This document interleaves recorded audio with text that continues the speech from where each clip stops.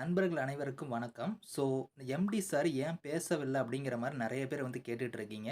அதுக்கான தகவல் உங்களுக்கே தெரியும். ஆல்ரெடி நான் வீடியோல சொல்லியிருந்தேன்.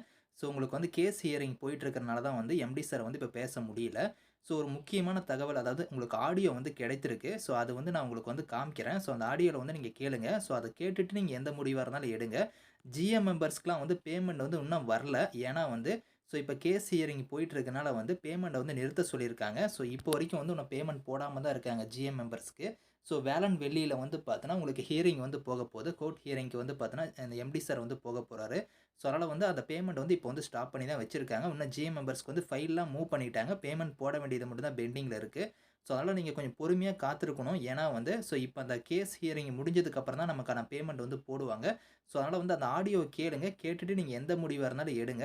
ஏன்னா வந்து இது வந்து நம்ம கையில தான் இருக்கு. நீங்க வந்து பார்த்தீங்கன்னா, அவசரப்பட்டு நீங்க கேஸ் குடுக்குறேன் அப்படிங்கிற மாரி எந்த முடிவாதும் எடுத்துறாதீங்க. ஏன்னா வந்து அந்த ஆடியோல வந்து பார்த்தீங்கன்னா, கிளியரா சொல்லியிருக்காங்க. அத கேட்டுட்டு நீங்க முடிவெடுங்க. நண்பர்கள் அனைவருக்கும் வணக்கம். நீங்கள் எல்லாருமே இப்போ என்னென்னா ஜிஎம் மெம்பருக்கு பேமெண்ட் வந்துருச்சா அப்படிங்கிறதே கேட்டுட்ருக்கிறீங்க.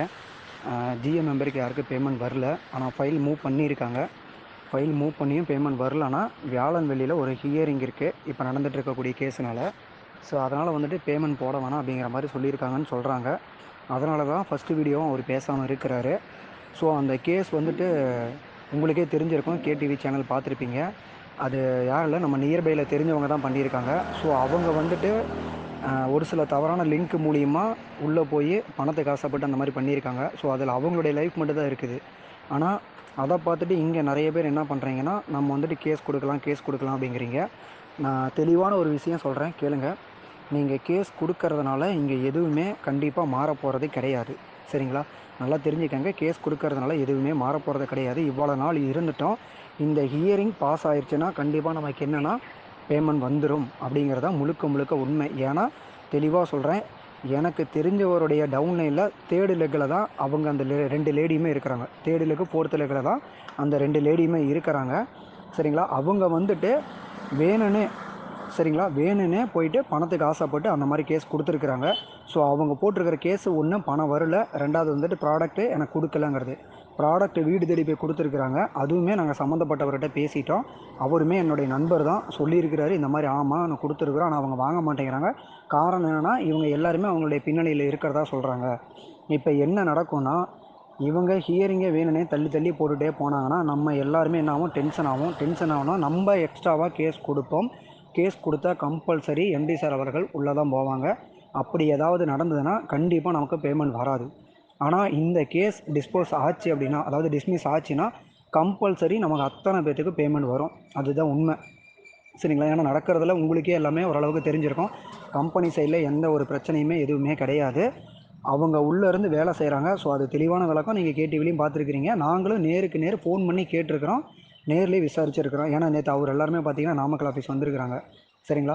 அதனால் இப்போ அவங்க 2 பேருமே தெளிவாக இருக்காங்க. இப்போ அவர் கேடிவிக்கார் சொன்ன மாதிரியே சீனிவாசனுங்கிறவரும் அவர் பாலாஜிங்கிறவரும் சொன்னாருன்னா கண்டிப்பாக கேஸ் டிஸ்மிஸ் ஆகும். அவங்க 2 பேருமே தெரிஞ்சவங்க தான். அவர் ஸ்டோருமே எடுத்துருக்கிறாரு. நமக்கு எதுவும் பயப்பட வேணாம். ஆனால் நம்ம என்னன்னா, நம்மளை டெம்ப்ட் பண்ணி அவங்க கண்டிப்பாக கேஸ் கொடுக்க வைக்கிறதா அவங்களுடைய ஃபஸ்ட்டு மோட்டிவேஷன்.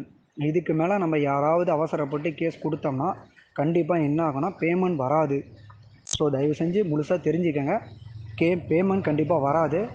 கொஞ்சம் வெயிட் பண்ணுங்கள். வியாழன் வெள்ளியில் எம்டி சார் கேஸ் இந்த ஹியரிங் அட்டன் பண்ணுறாரு. அட்டன் பண்ணதுக்கப்புறம் என்ன ஏதுங்கிறது ஒன்று எம்டி சார் ஃபஸ்ட்டு வீடியோ போட சொல்லி அவங்க அலௌன்ஸ் பண்ணாங்கன்னா கண்டிப்பாக போடுவார். இல்லைன்னா அத்தாரிட்டி டைரக்டர் மூலிமா நமக்கு எல்லா நியூஸும் வரும்.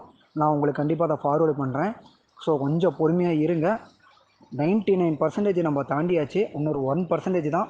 அந்த 1%க்கு அப்புறம் என்ன ஏதுங்கிறது நமக்கு தெளிவாக தெரிஞ்சிடும். அவசரப்பட வேணாம். இவ்வளோ நாள் பொறுமையாக இருந்துட்டீங்க. இந்த மந்த் வரைக்கும் வெயிட் பண்ணுங்கள். இந்த மந்த் வரைக்கும், இந்த மந்த் எண்டு வரைக்குமே நான் வெயிட் பண்ண சொல்ல கிடையாது.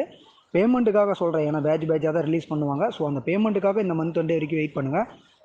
என்ன ரிசல்ட்டுங்கிறது உங்களுக்கு வியாழன் வெளியில் தெரிஞ்சிடும். அந்த கேஸ் நிற்காது. அது தெளிவாக நான் சொல்கிறேன். கொஞ்சம் புரிஞ்சுக்கோங்க. புரிஞ்சு எல்லோரும் சப்போர்ட் பண்ணுங்கள். கண்டிப்பாக ஒரு நல்ல விஷயம் நடக்கும். சரிங்களா? Okay, thank you.